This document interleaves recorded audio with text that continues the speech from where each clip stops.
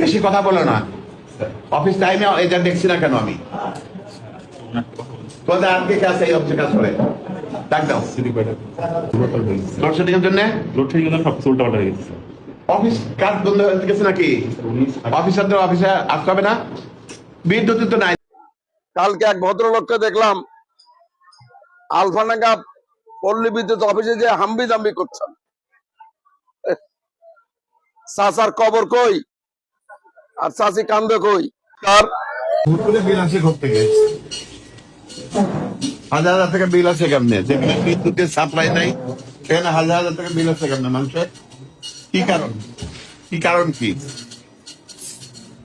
এটা উত্তর দাও। কি কারণে ভূতুরে বিল আসে? আমাদের এখান থেকে তো হয় নাই। হচ্ছে না? আমাদের এখান থেকে তোমরা তো অফিসে ঠিকভাবে থাকো নাকি?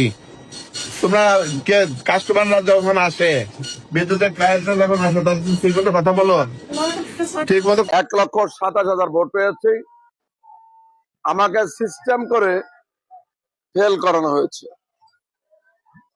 যাক, তাতে আমার কোনো আফসোস নেই, দুঃখও নেই, কারণ বাংলাদেশের রাষ্ট্রীয় ক্ষমতায় বিএনপি এসেছে। যে যত কথাই বলুক, কালকে এক ভদ্রলোককে দেখলাম আলফাডাঙ্গা পল্লী বিদ্যুৎ অফিসে যে হাম্বি জাম্বি করছেন। চাচার কবর কই আর চাচি কান্দে কই? আলফাডাঙ্গা পল্লী বিদ্যুৎ অফিসে কি বিদ্যুৎ তৈরি হয় নাকি? বলমারিতে তৈরি হয়?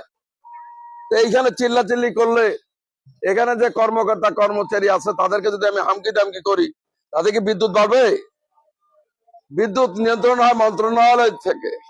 আমাকে গত 4 দিন আগে এখানকার ডিজিএম সাহেব ফোন করলেন যে আমাদের বলমারির সাব স্টেশন, বাইকের সাব স্টেশন আর একটা হলো পাইকারি সাব স্টেশন, এখানে হামলা হতে পারে, আপনি একটু কাইন্ডলি দেখেন। আমাকে হামলা হবে কেন? বলে বিদ্যুৎ না থাকাতে মানুষ তো অতিষ্ঠ। বিদ্যুৎ শর্ট কত? বলে প্রায় 20 মেগাওয়াটের উপর শর্ট বলমারি এবং আলফাডাঙ্গায়। আমি তখন মিনিস্ট্রিতে ছিলাম, সচিবালয়ে ছিলাম, বিদ্যুৎ সচিবের কাছে আমি তখনই গেলাম, যে বললাম যে আমার ওখানে বিদ্যুৎ না দিলে এখানে বিক্ষুব্ধ জনগণ হয়তো এখানে না বুঝে, কারণ বিদ্যুৎ হঠাৎ করে তো তৈরি হয় না, বিদ্যুৎ তৈরি করার একটা দীর্ঘমেয়াদী পরিকল্পনা থাকে। বিগত দিনে প্রোপাগান্ডায় মনে হতো বাংলাদেশে বিদ্যুতের সয়লাভ হয়ে গেছে, বাস্তবে সেটা ছিল একটা শুভঙ্করের ফাঁকি। যাই, তাৎক্ষণিক ভাবে আমি 7 মেগাওয়াট বিদ্যুতের ব্যবস্থা করি বলমারি এবং আলফাডাঙ্গা উপজেলা। এই যতটুকু পাচ্ছেন এটা 10 দিন চলবে, 10 দিন পরে এটা আরো 7 মেগাওয়াট বাড়ানো হবে ইনশাল্লাহ। উনি বিদ্যুৎ অফিসে যে অনেক মহিলা কর্মী আছে না, ক্লারিক্যাল জব করে, খাতাপত্র লেগে, তাদের উপর খুব থামকি মারতেছে। তাই বলি আর কি, চাচার কবর কই আর চাচি কান্দে কই? উনি তো পাস করা এমপি আর আমি হচ্ছি ফেল করা এমপি। কে তো ওনার কথার মূল্যায়ন বেশি হবে না? জায়গা মতো ওনারা নেই। দেখ, আমার ভোটের আগে বারবার এসেছি, ওই যে আমাদের ননীবাবু আছে ওখানে দেখছি, ভোটের আগে এসেছি, আপনাদের কাছে ভোট প্রার্থনা করেছি। এবার আপনারা বাংলাদেশের হিন্দু সম্প্রদায়ের ভাই বোনেরা প্রচুর ভোট দিয়েছেন বিএনপি কে, না হলে বিএনপি আজকে রাষ্ট্রীয় ক্ষমতা আসতে পারতো না।